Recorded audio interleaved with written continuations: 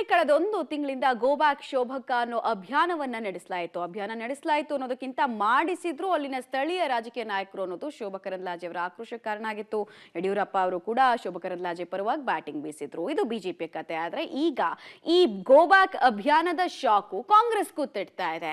ಹಾಗಾದ್ರೆ ಇದು ಜೆಪಿ ಹೆಗ್ಡೆ ಅವರ ರಾಜಕೀಯ ಭವಿಷ್ಯಕ್ಕೆ ಹೇಗೆ ಕಂಟಕ ಆಗಬಹುದು ಅನ್ನೋದಕ್ಕೆ ಸಂಬಂಧಪಟ್ಟಂತಹ ಡೀಟೇಲ್ ಬನ್ನಿ ನೋಡ್ಕೊಂಡು ಬರೋಣ. ಬಿಜೆಪಿ ಆಯ್ತು, ಜೋಡಿ ಜಿಲ್ಲೆಯಲ್ಲಿ ಕಾಂಗ್ರೆಸ್ಗೂ ಗೋ ಬ್ಯಾಕ್ ಬಿಸಿ. ಬಿಜೆಪಿಯ ಜೆಪಿ ಹೆಗ್ಡೆ ಕಾಂಗ್ರೆಸ್ ಸೇರುವ ಮೊದಲೇ ಬಿಗ್ ಶಾಕ್. ಹಿಂದುತ್ವದ ಫೈರ್ ಬ್ರಾಂಡ್ ಶೋಭಾ ಕರಂದ್ಲಾಜೆಗೆ ಟಕ್ಕರ್ ಕೊಡುವುದಕ್ಕೆ ಕೈಪಾಳೆಯ ಮಾಜಿ ಸಂಸದ ಜಯಪ್ರಕಾಶ್ ಹೆಗಡೆ ಅವರಿಗೆ ಗಾಳ ಹಾಕ್ತಿತ್ತು.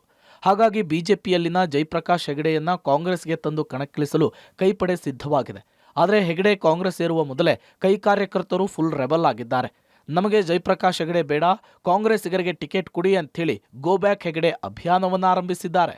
ಕಷ್ಟದಲ್ಲಿ ಪಕ್ಷದ ಕೈ ಬಿಟ್ಟವರಿಗೆ ಕೈ ಟಿಕೆಟ್ ಬೇಡ, ಅವಕಾಶವಾದಿ ಅಂಥೇಳಿ ಹೆಗಡೆ ವಿರುದ್ಧ ಸಿಡಿಮಿಡಿ. 2012ರಲ್ಲಿ ಅದೇ ಉಡುಪಿ ಚಿಕ್ಕಮಗಳೂರಿನ ಲೋಕಸಭಾ ಉಪಚುನಾವಣೆಯಲ್ಲಿ ಸ್ಪರ್ಧಿಸಿದ ಜಯಪ್ರಕಾಶ್ ಹೆಗಡೆ ಗೆದ್ದು ಸಂಸದರಾಗಿದ್ದರು. 2014ರಲ್ಲಿ ಶೋಭಾ ವಿರುದ್ಧ ಸೋತು 2017ರಲ್ಲಿ ಕಮಲವನ್ನ ಮುಡಿದಿದ್ರು. ಹೆಗಡೆ ಇನ್ನೇನು ಕಾಂಗ್ರೆಸ್ ಸೇರಬೇಕು, ಅವರ ಹೆಸರು ಅನೌನ್ಸ್ ಆಗಬೇಕು ಅನ್ನುವಷ್ಟರಲ್ಲೇ ಕೈ ಕಾರ್ಯಕರ್ತರು ಹೆಗಡೆಯ ವಿರುದ್ಧ ತಿರುಗಿ ಬಿದ್ದಿದ್ದಾರೆ. ಗೋ ಬ್ಯಾಕ್ ಹೆಗಡೆ ಅಭಿಯಾನವನ್ನ ಆರಂಭಿಸಿದ್ದಾರೆ. ಅವಕಾಶವಾದಿ ಹೆಗಡೆ, ಕಷ್ಟಕಾಲದಲ್ಲಿ ಕೈಕೊಟ್ಟವರು ಈಗ ಬೇಡ, ಕಾಂಗ್ರೆಸ್ ಪಕ್ಷಕ್ಕೆ ದುಡಿದವರಿಗೆ ಟಿಕೆಟ್ ಕೊಡಿ ಎಂಬ ಅಭಿಯಾನ ಶುರುವಾಗಿದೆ. ಕಾಫಿನಾಡು ಕೃಷ್ಣನೂರಿನಲ್ಲಿ ಅತ್ತ ಬಿಜೆಪಿ ಇತ್ತ ಕಾಂಗ್ರೆಸ್ ಎರಡೂ ಪಕ್ಷದ ಇಬ್ಬರು ಸೀನಿಯರ್ಗಳ ವಿರುದ್ಧ ಜೂನಿಯರ್ಗಳು ರೆಬಲ್ ಆಗಿದ್ದಾರೆ.